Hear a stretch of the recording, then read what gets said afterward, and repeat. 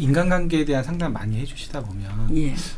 그런 인간관계를 힘들어하는 사람들한테 도움이 될 만한 어떤 조언이나 팁 같은 걸 많이 해주셨을 것 같아요. 그게 이제 제가 젊었을 때와 지금 네. 나이가 이제 한 70이 된 지금 보면은 제가 좀 변해 있더라고요. 그 전에는 명확하게 네. 사리 분별을 명확하게 하면서 예. 이렇게 지금 닥쳐 있는 문제를 타개해라 뭐 네. 이런 식으로 이제 코치도 하고 그런 식의 조언을 주었는데 지금 이제 제가 이렇게 나이 들어서는 참 안 변하는 게 사람이다. 또 그게 안 변하 왜 그렇게 안 변하느냐 하면은 한 번 생긴 습이라는 거는 네. 그게 쉽게 바뀌어지는 게 아니라는 거를 제가 그쵸. 이제 알게 되더라고요. 그러면서 그러려니 하고 넘어갑시다. 그러려니 하고 그래야 이제 당신도 편고 그쪽도 편하고 그렇게 가다 보면은 뭐가 끝이 있지 않겠느냐 하면서 조금 너그러워지기를 제가 네. 자꾸 이렇게 좀 부탁하게 되더라고요. 지금도 그 사람에게 도움이 되겠다 싶으면은 칼을 뽑기는 해요. 네. 근데 이제 그 소소한 것들은 옛날처럼 이렇게 명확하게 얘기하기보다 네. 아이고 언제까지 그러고 살 거야. 그냥 이 정도의 조금 온유한 표현으로 네. 그냥 넘어가지요. 그러니까 한번 형성된 습성이라는 거는 정말 무수히 공을 들여야 겨우 바꿔지는 거지 바꾸라고 해서 금방 바꿔지는 그쵸. 게 아니더라고요. 네. 그러니까 그 애정하는 마음으로 조금 네. 기다리고 버텨주고 좀 네. 그렇게 하면서 지나가는 게 어떨까. 요새는 그런 생각을 자꾸 하게 되어요. 그 생성된 습이 우리가 아무리 받아주려고 해도 어느 허용치를 넘는 사람들이 있을 수 있으니까 요런 사람은 좀 피해라. 그런 것도 있을 것 같거든요. 좀 조심스럽긴 하지만 그 사람들이 참 다양하잖아요. 네. 근데 조금 이제 간사스럽다든가 그쵸, 네. 예, 또 아주 남을 무시한다든가 또 피곤할 정도로 자기 말만 하는 사람들 이런 네. 사람들은 같이 이제 지내면은 진이 빠지지요. 그쵸. 그리고 위험하고 한 예를 들면은 어떤 부인이 저한테 돈이 별로 없는 부인인데도 열심히 상담을 와요. 그래서 제가 이렇게 돈이 상당히 귀한데 어떻게 이렇게 상담비로 꼬박꼬박 쓰세요. 이제 네. 그랬더니 이 부인이 여기 오면은 말이 달라요 이래요. 그래서 그게 무슨 말입니까? 그랬더니 이제 자기네들은 이제 교회를 다니는데 예배를 끝나고 나서 친교 모임이 있대요. 그때 이렇게 몇몇 사람들이 둘러앉아서 이 얘기를 하면서 이제 네. 지내는데 누가 이렇게 자기가 무슨 얘기를 하면은 다른 사람이 그거에 관심을 갖고 물어주는 게 아니라 탁채에 가서 자기 얘기를 하는 맞아. 거. 네. 그것도 저쪽 사람도 또 탁채에 가서 자기 얘기를 하고 그래서 정작 네. 말을 꺼내 자기는 뻥하니 있고 마구 다른 사람들이 자기 얘기를 하다가 끝난다는 거예요. 이제 네. 가만히 보니까 사람들이 만나서 열심히 얘기를 하는데 네. 대화가 아니라 각자 자기 얘기를 하는 식인데 여기를 오면은 즉 상담을 받으러 오면은 자기가 무슨 말을 했을 때 선생님이 그걸 귀담아 듣고 그래서 그게 어떻다고요? 하고 조금 더 그거를 깊이 있게 생각해 보도록 말을 되물어 준다는 거예요.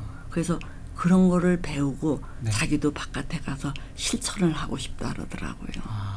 자, 이런 식으로 많은 사람들이 서로 자기 이야기를 떠들고 살지 상대방에게 관심을 기울이질 않아요.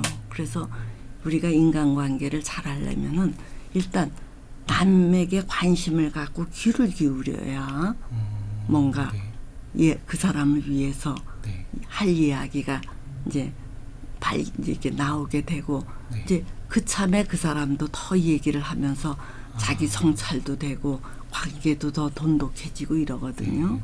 그래서 의외로 사람들이 대화하는 걸 모르더라고요. 맞아요. 늘 자기 얘기하는 사람네들은 네. 이기적이에요. 맞아요. 그리고 또 속과 겉이 다 다른 사람들이 있는데 이네들은 정말 이 믿음이 안 가지요. 그리고 또 간사스럽거나 이런 사람들은 언제 뒤통수를 칠지 모르니까 이제 그런 사람들은 가까이 하면은 그만큼 에너지 소모만 되지 득이 안 된다는 얘기예요.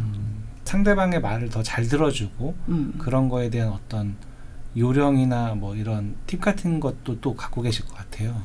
그러니까 일단 관심을 관심. 관심을 가져주면은 네. 뭔가 얘기할 거리가 이제 보여요. 네. 근데 이제 관심을 기울이지 않으면은 무슨 말을 해야 될지 도무지 생각이 안 나죠. 그래서 1차적으로 관심을 기울이고 네. 그러면 무슨 말을 건넬지가 이렇게 보여요. 그러면 이제 그런 것들을 이렇게 네. 한두 마디 하다 보면은 서로 이렇게 네. 주거니 받거니가 되지요. 그렇게 해서 우리가 참 이 삶이 때로는 고달프고 참 지루하기도 하고 그런데 네. 그렇게 서로 관심을 가져주고 말이 통하다 보면 통하는 기분이 들거든요. 그러면 살맛이 나죠. 맞아요. 뭔가 네. 재충전도 되고 우리가 친소에 따라서 친소의 정도에 따라서 말을 또 적당히 해야 되거든요. 그래서 이렇게 뭐 칵테일 파티라든가 네. 이렇게 뭐 스쳐 지나가는 사람들에게는 아주 가벼운 이야기, 날씨 이야기라든가 뭐 이제 이런 네, 네. 요새 뭐 건강이 어떠십니까? 안녕하십니까? 네. 뭐 이런 가벼운 인사 정도를 하는 거고 네. 그러다가 이제 조금 더 가까워지면은 제3자에 대한 이야기를 주로 하면서 간을 보지요. 뭐 네. 정치 얘기, 뭐 세상 돌아가는 얘기, 네, 뭐 K-팝, 뭐 등등 이런 등등의 얘기를 하다가 이제 그래도 그렇게 얘기를 하면서도 서로 꿍짝이 맞으면은 이제 그때는 내 얘기 또는 당신의 이야기를 네. 이제 해달라라는 식으로 서로 너, 나 이런 이야기들을 나눠요. 이제 그렇게 하다가 더 친밀해지면은 이제 아주 이 사적인 감정, 요즘 울적하다든가 속상하다든가 뭐 이런 사적인 것까지도 이렇게 깊어지니까 우리가 처음부터 다 이렇게 깊이 있는 얘기를 하려고 하는 게 아니라 이제 점진적으로 그 사람하고의 친소에 따라서 이게 이야기를 하는 거를 이제 연습을 하셔야 돼요. 근데 이제 우리가 얘기할 때 하지 말아야 할 이야기는 부끄러운 얘기는 안 해야 돼요. 한국 사람들은 남 흉보는 재미가 이제 이 쏠쏠하니까 그거 보지 말라 그래도 그게 뭐 지켜지기가 어렵거든요. 왜 그러냐면 이 인간관계라는 게 이게 자칫하면 이게 깨지기가 아주 쉽거든요. 그리고 늘 그렇게 친하라는 법이 없어요. 그러니까 이제 늘 자기에게 부끄러운 이야기는 가급적 안 해야 내중에 토라지는 일이 적어요. 믿거라 하고 막 내 부끄러운 얘기를 했는데 어느 순간 그 사람이 나에게 썰렁하게 대하면은 믿거라 했던 마음만큼이나 속이 상해서 이게 척지게 된다는 얘기예요. 그러고 뭐 배신을 당했느니 네가 그럴 수 있느니 서로의 자기 치부를 너무 알렸기 때문에 그걸 복구도 못하고 아주 난감하니까 원수처럼 된다는 얘기예요. 그래서 이 부끄러운 얘기는 배우자에게도 안 하는 게 좋다는 얘기예요. 이혼을 왜 하겠어요? 살다가 보면은 의가 나고 뭐 안 맞을 수도 있잖아요. 그럴 때 약이 오르면은 그 사람에게서 들었던 그 사람의 치부를 흔들 수가 있다는 얘기예요. 그러니까 그런 참 불미스러운 일을 당하지 않으려면은 이 부부 사이에도 자기 관리를 하고 자기 부끄러운 이야기를 안 하는 게 좋아요. 처음 만났을 거나 이제 서먹서먹한 사이일 때 호감으로 이끄는 대화 이런 게 있을 것 같은데 그런 건 어떤 게 있을까요?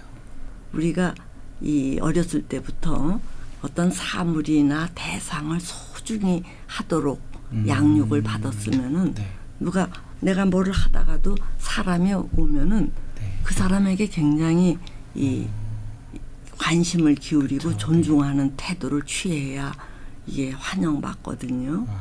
그러니까 이게 정성, 이 정성 뭐든지 특히 사람에 대해서는 정성스럽게 이렇게 응수해야지 되지요.